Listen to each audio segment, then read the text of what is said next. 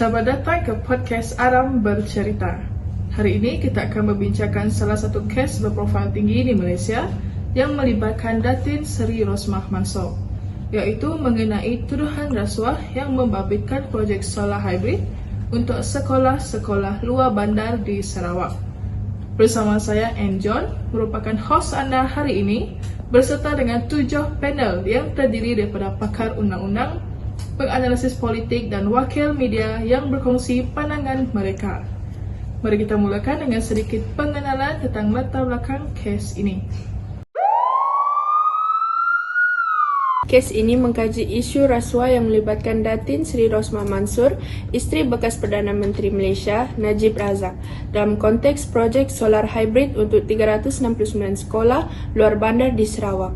Beliau didakwa meminta dan menerima rasuah berkaitan projek bernilai 1.25 bilion yang diberikan secara rundingan terus. Kajian ini meneliti perjalanan perbincangan undang-undang serta isu-isu yang timbul sepanjang proses pendakwaan dan rayuan melibatkan penglibatan tokoh politik dalam kes rasuah besar di Malaysia.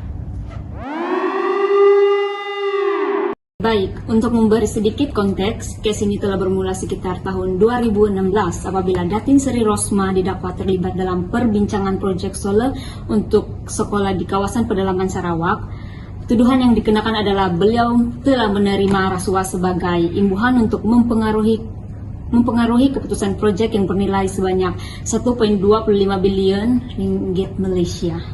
Tuduhan yang dikenakan terhadap beliau berkaitan dengan salah guna kuasa dan suapan.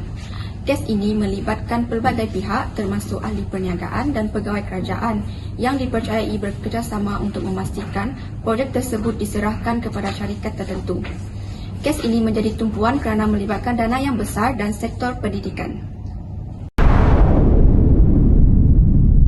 Sekarang kita beralih ke faktor-faktor kes. Terdapat beberapa faktor yang menyebabkan kes ini berlaku, antaranya ialah kelemahan dalam pemantauan projek kerajaan, ruang untuk salah guna kuasa dan juga budaya amalan rasuah dalam kalangan golongan atasan.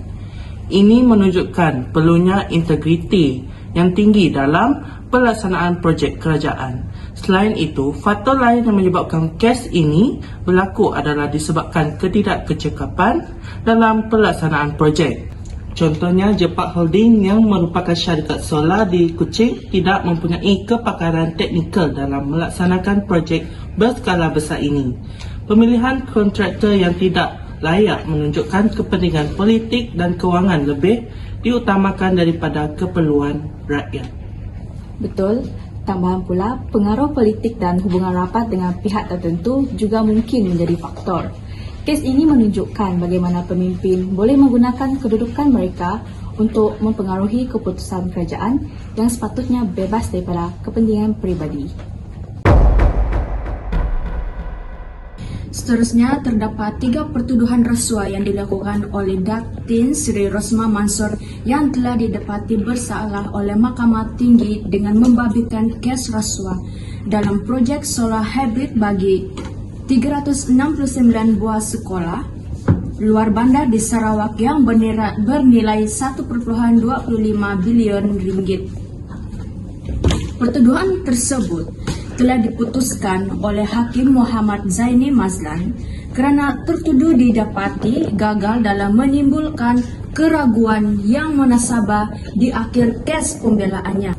Antara pertuduhan pertama yang dilakukan oleh Datin Seri Rosmah Mansor ialah beliau didakwa meminta suapan untuk dirinya sendiri yang bernilai sebanyak 187.5 juta ringgit Malaysia yang dibuat melalui bekas pembantu peribadinya, iaitu Dato' Rizal Mansor, sebanyak 15% nilai kontrak daripada pengarah urusan Jepak Holdings, Saidi Abang Samsudin.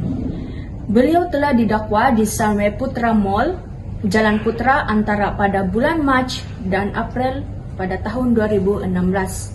Selain itu, pertuduhan kedua pula beliau telah didakwa dalam menerima rasuah sebanyak 1.5 juta ringgit Malaysia daripada Saidi sebagai upah membantu Jejak Holdings mendapatkan projek itu di kediamannya di Jalan Langgak, Duta, Taman Duta pada 7 September 2017. Manakala pada 10 April 2019, beliau sekali lagi dihadapkan ke Mahkamah Seksyen atas pertuduhan menerima suapan sebanyak 5 juta daripada Saidi menerusi Rizal kerana membantu Jejak Holdings mendapatkan projek serupa pada Disember 2016. Pertuduhan ini telah mengikut dalam Seksyen 16 dalam kurungan E Akta Suruhanjaya Pencegahan Rasuah Malaysia 2009 dan boleh dihukum di bawah Seksyen 24 dalam kurungan 1 Akta sama. Seterusnya, bagi kesalahan Datin Seri Rosmah telah dituduh menerima suapan berjumlah 6.5 juta ringgit Malaysia sebagai balasan untuk membantu kontraktor memperoleh projek tersebut.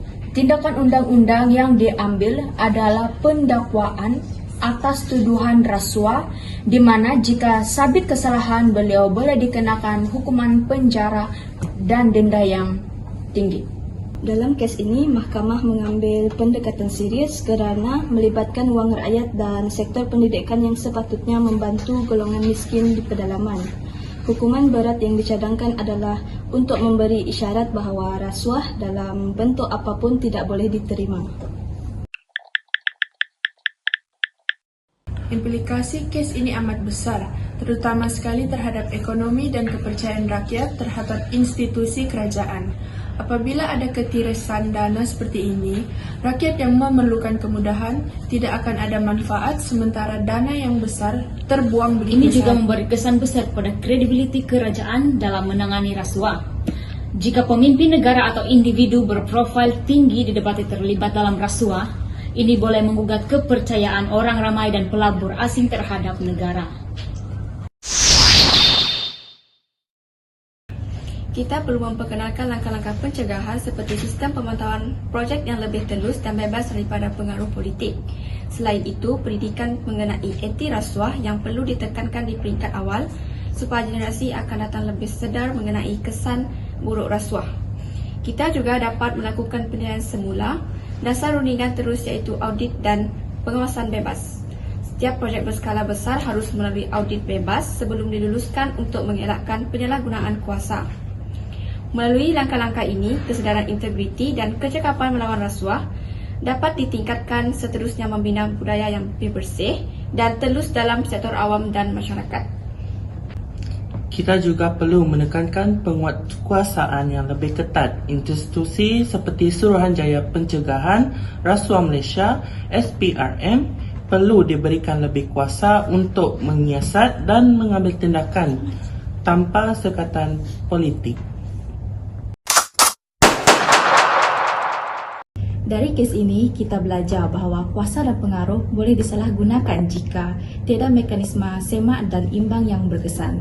Masyarakat perlu lebih cakna dan lantang bersuara terhadap amalan tidak bermoral oleh para pemimpin.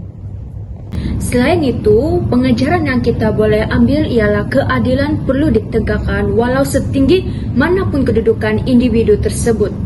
Kita tidak boleh membenarkan double standard dalam melaksanakan keadilan. Sistem undang-undang perlu sentiasa telus dan tidak dipengaruhi mana-mana pihak supaya keadilan dapat ditegakkan tanpa prejudis. Baiklah, kita sudah pun mendengar cerita kes Datin Sri Rosmah Mansor ini daripada ketujuh panel. Sebagai rumusan, kes Datin Sri Rosmah Mansor memberi gambaran jelas tentang pentingnya ketulusan dan integriti dalam pengurusan projek kerajaan. Amalan rasuah bukan sahaja mencemarkan nama pemimpin, tetapi juga merugikan rakyat dan negara. Semoga langkah-langkah yang dibincangkan tadi boleh dijadikan iktibar dan panduan dalam memperkasakan integriti di negara kita. Untuk mengakhiri podcast hari ini, saya ingin mengucapkan ribuan terima kasih kepada semua panel yang datang dan memberi pandangan yang sangat bernas mengenai kes projek solar hybrid di Sekolah Luar Bandar Sarawak. Semoga apa yang kita bincangkan hari ini dapat dijadikan pengajaran kepada semua. Sekian, sampai berjumpa lagi bersama saya, Enjon, di podcast Aram Bercerita. Ciao!